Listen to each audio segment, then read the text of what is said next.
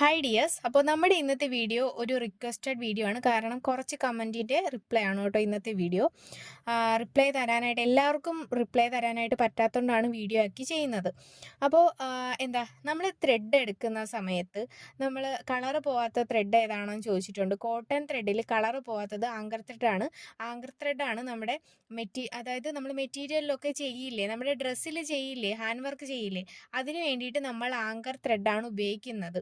മനസ്സിലായോ? Anchor thread ആകുമ്പോൾ colour പോകത്തില്ല. ആങ്കർ ത്രെഡ് ഒരെണ്ണത്തിന് 10 രൂപയാണ്. ഏത് കളർ വേണമെങ്കിലും കിട്ടും, ഏത് കളർ ഷെയ്ഡ് വേണമെങ്കിലും നമുക്ക് ഈ ഒരു ആങ്കർ ത്രെഡിൽ അവൈലബിൾ ആണ്. മനസ്സിലായോ?